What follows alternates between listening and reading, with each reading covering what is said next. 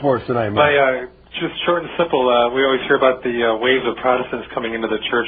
Just wondering, are there any tabs on how many Orthodox people are coming into the Catholic Church? Thank you. Thanks, Mark. Well, what do you know from your experience? There are some.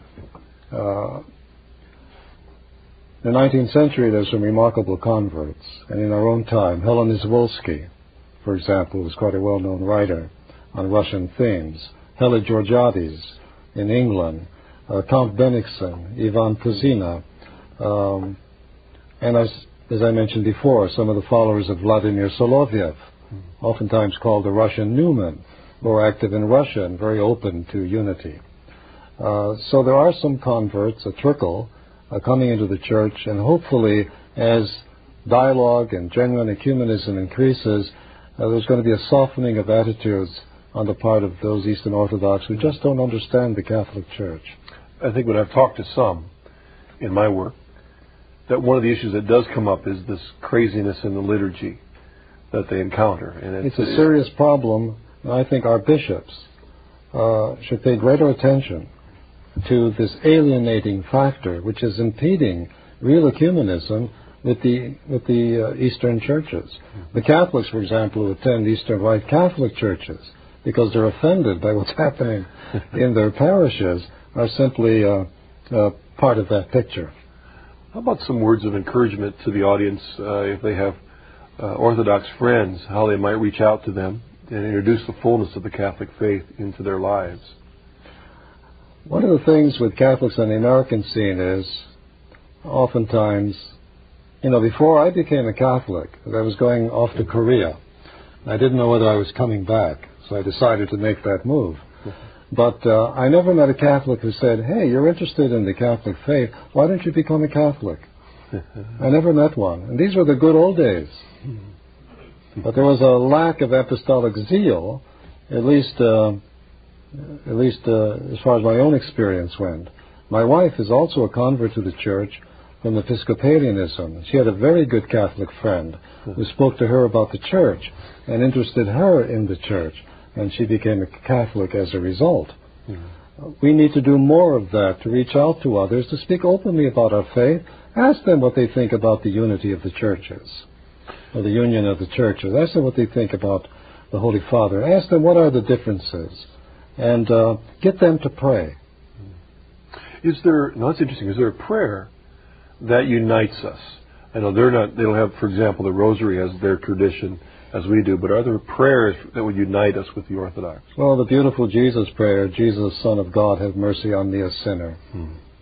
To offer that up for the union of the churches. That the prayer of our Lord, that all may be one, that all his professed disciples will be one in his church. There is no greater prayer that can be said in our time. Our Lady of Fatima called upon us to pray for the conversion of Russia. We need those prayers.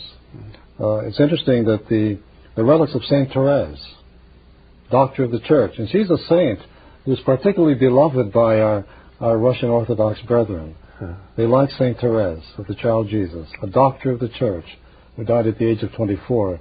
There's something about her that matches the ascetic spirit of the Russian saints. They like Saint Francis. They like Saint Therese.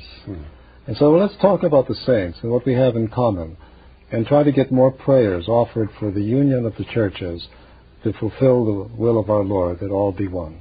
And it behooves us to make an effort to know their history too, doesn't it? Yes, to know their them. Go to their parishes. Make friends. As long as Christians are isolated from one another, and we have false ideas and caricatures and stereotypes of one another, that impedes the unity of the church. So, yes, the first step, the first stage in authentic dialogue is friendship. Now, let's reach out to these wonderful people. The Greeks are wonderful people, the Serbs, the Russians, despite all what's going on in Yugoslavia. The impact of communism among the Serbs has been a disaster, as you can see by recent events. But the Serbian Orthodox people have a great heritage of sanctity. This is true in all the Orthodox churches, that living Catholic tradition of Eastern spirituality continues to live with them as in the Eastern churches in communion with Rome. Jim, thank you so much for being with us. Thank you for sharing your journey and Thank you, Marcus. informing us so much about the Orthodox Church. You've given us some good challenges. You've encouraged us to offer up a Jesus prayer for the reunion of the churches and to ask for St. Teresa's intercession for that reunion. Thank you again. And thank you again for joining us. Look forward to being with you next week on The Journey Home.